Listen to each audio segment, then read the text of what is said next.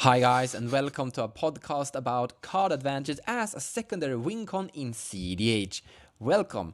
With me today I have my dear friend William. Could you kind of explain a little bit about the example and the idea that we have here?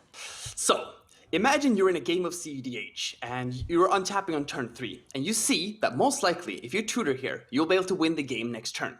So you decide to go for the tutor, and then you pass your turn. After that, the player in front of you, or that is before you, they simply pass the turn with 4 mana available. Now, you could go off here, but it's very unlikely that you would actually, be able to win the game on the spot. So maybe you pass the turn. Maybe you don't do anything. This is the kind of scenario where you are in trouble if your only game plan is your primary combo win. So today we're going to talk about how you should do in these situations and apply card advantage here. Because the idea is basically that you're accumulating such a huge value of cards in your hand and lands, artifacts, and mana dorks that you're able to go up like an arch enemy and comboing off and protect your combo against free opponents by just accumulating more card draw than your opponents. Yeah. Well, this is also on the other side of the coin will be problematic if you're not the person who's generating the most card advantage. You will simply sit there and wait, as 1 or 2 counter spells could easily disrupt you if you try to go for it. And you find yourself unable to actually win this game, but simply just falling behind over time. As the game goes long, you fall behind. Yeah, there's a bunch of commanders that aren't actually able to kind of do this. I mean, there are commanders without the card drawing grindy value capacity. I mean, I have seen the first sliver, like hard cards first sliver, cascade into, let's say, a brainstorm, and then they don't do anymore. They start to attack with the sliver, and they hope that this first sliver is gonna die so they can cascade again. But that's just so slow. Yeah, and it simply doesn't work because even if you do cascade with the first sliver, a commander like Kenrith or Thrasios will outvalue you, or even anyone who's running card advantage engines such as Mystic Remora or Rhystic Study. This is actually the reason why I switched over from Breya, one of my favorite decks through history, to Kess, because Kess can do this grindy game in games where I look at my hand with Breya and I just see I can win here, but I will be stopped almost every single time. Maybe 1 time in 5 I will actually win here. That's not very good odds to take. And if you want to take those, that's fine, but that's not how we play in Commander, competitive Commander, as we want to win. So you need to pass the turn. And if you're not ready for that kind of situation, you will just accumulate, your opponent will accumulate value while you fall behind. You want to be that person who accumulates value. Nagela is also a good example of that. So what you kind of do, what I think, is that you flood that deck with card draw functions, such as Sylvan Library, Rhystic Study, Oakham Adversary, and as much as you can get your hands on, just to fulfill that little weakness. Yeah. The card advantage as a wincon is very interesting because I've always actually viewed Thrasios with a Seedborn Muse as an actual wincon. I mean, it's not going to win on the spot, but let's attack that like for 2 turns, and eventually that deck is going to be so much ahead, and eventually it's going to be a powerhouse. Yeah, throw out the training grounds in there, and then you're, it's a party. It's unbeatable, right? Like, it just is in the long term. You have to disrupt that. And that's also problematic because, say I'm doing food chain, and I get disrupted. My food chain is exiled. It's so bad. I mean, it's horrible. It's a really big problem for my deck. However, when your win condition of Training Grounds Thrasios is removed, say they both go to exile, that's not that big of a deal because the card advantage engines are very replaceable, right? You could achieve the very similar effects by just running a Mystic Remora or a Sylvan Library. Also, I would like to say that if the game just goes long and Thrasios gets to sit there and just activate, you're getting there anyway. I've probably seen you win 100 games that way, yeah. A lot of people don't realize that just drawing cards will progress your game plan because you amass counter spells and interaction and removal, and in the end your opponents just simply can't win. When you eventually decide to go for the win, it's very tough for them to interact with you as well. But the biggest flaw of all of this, in deck construction, you can make a really aggressive combo deck, that's fine, but the biggest flaw you can make is not realizing that this is the kind of game you're in. You have to realize that this is the game we're playing. Yeah, because I see so many players play against you and they simply don't realize that they're just simply like they're playing tic-tac-toe and you're playing chess. But let's actually talk a little bit about identifying when you're in this situation. I mean, there's this card that goes by the name of Gitaxian Probe. So if I Gitaxian Probe you, for example, I will see, let's say, 4 counter spells. And I know from now I'm not going to be able to combo off. And William, he's not going to be able to win either because he doesn't have his combo. All he got is counter spells. Okay, it would be very scary if he got his combo pieces in his hand, but right now it's gonna be a little bit more of a grindy game. That's one way of doing it. But what about reading players? So I think that the text approach scenario you described, I think that it's kind of like having a switch in your head that goes over. Now we're playing a card advantage mode. We're playing in a game where card advantage is going to finish the game in some shape or form. Even if that card advantage isn't straight, drawing 100 cards and, outvaluing everyone. But card advantage will play a central role in this game if you see someone having that hand. Because no one else is, they're just going to have interaction up because they don't have anything better to do. And no one's going to be able to win with ease. But I think that you should switch more often, because if you're pretty new to cEDH, or even if you guys haven't thought about these terms, it's very hard to see like the nuances of a situation. It's very hard to see, okay, now card advantage becomes a little bit more important, and it's very hard to make that kind of small adjustment. However, there should be things like when you see them, they should at least put off an alarm, a warning bell that goes ding, ding, ding, that says now card advantage is becoming increasingly important. If you have a player, they want to play mana rocks, they want to tutor, they want to play, their commander, they want to do whatever it's important for their deck. If they pass the turn without actually playing something, and then they take their next turn and they aren't playing a card, they just left that mana to burn, they are most likely holding interaction. Yes. And that's a sign that no early combo is going to occur this game, because they're not going to combo. And if someone else combos, they're going to interact with them, most likely. If someone tutors an intuition, that's not really generating card advantage. That's simply tutoring for a tutor, essentially. Yeah. Right, like that's going for a combo. But if someone tutors for Mystic Remora, that screams, I think this game will go long. It kind of depends. I have to actually jump in here, because I think Mystic Remora is an amazing card to put into play and then try to combo off and win. Because during that entire blast of counter war, you're just gonna gain value, and that's amazing. That is one of my favorite ways to win.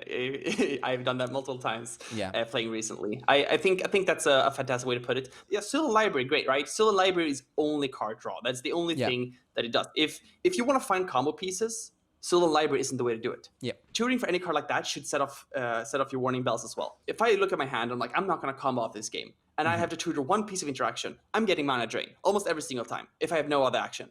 Pact of Negation is an excellent spell to protect your own combos, but if you get Pact of Negation as you wouldn't get Pact of Negation as your go-to, I'm going to interact with them, because it's expensive, right? But that means if someone's reading me, if they're actually thinking about my motivation to do actions when I tutor for mana drain, they know that I am playing the long game, and they can do the switch, and they can realize that, okay, William is actually trying to make this a long game. Can I beat his long game, or do I need to put more pressure on him to not allow the long game to start? This starts a very other good question and discussion. Who is the long game? And that is something we aren't going to talk about in this podcast, because that's a very big discussion about what commander would be pretty much the strongest one in the late game. But what are we going to do if we discover that someone else is drawing more cards than we are, and we're going to lose it to that Thrasios Seedborn Muse? You can't wait. Like, you cannot sit around and just think, maybe I'll draw into something, because guess what? Your opponent is drawing into more things than you. Yeah. So you need to find another way to do it. The first thing you can do is playing more resilient combos. So there are combos that are harder to interact with. For example, I for the longest time, I was playing World Gorger combo in my Breya deck. It's a combo that essentially is disrupted by every single piece of disruption in the game. If you do anything, you just crumble, so you die.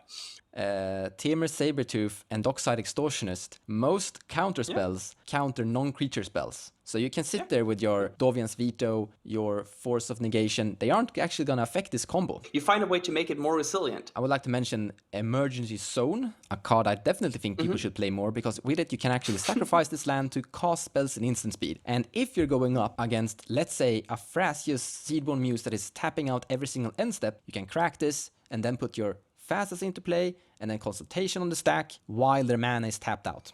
I think that overall for timing windows, you can do that. You can make the choice, right? That I'm going to win if I can combo off. So I'm just going to sit here and I'm going to wait for a timing window. Say you're playing Ad Nauseam, and when it's like, if this resolves, I will win, because I will have more cards than anyone temporarily. You might not live long after. Yeah, but you're probably going to be able to fight through that situation. Exactly. So you wait, but you have to resolve the actual card, right? So you wait for a moment where maybe one player taps out, and then the second player only have like one mana available. So you decide, I'm going to go for it.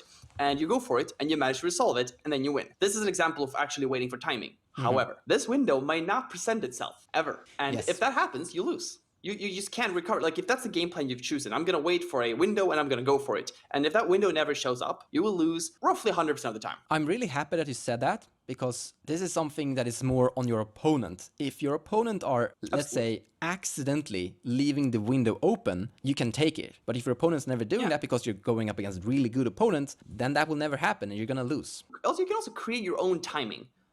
There are cards like, protection pieces, but also cards like Grand Abolisher and Silence that lets combo decks actually push through and win the game through this interaction. One of my favorite ways to win the game with CC is, okay, in your end step, I'm activating CC. Any responses? No. And then I find Teferi Time Reveler. It's too late. And it's like, then oops. It's too late.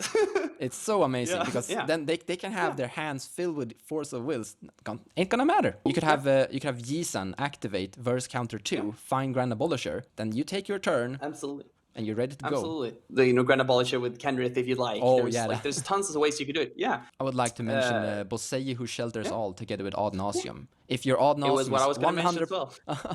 great people think alike. But if your Ad Nauseam is going to win the game, if it resolves, if you have a Bosei, they can't counterspell it. I can't interact with an uncounterable ad nauseum, so I'll also pass. It's great. Absolutely. It's an interesting way to try to sheet in your win through an endless amount of interaction, right?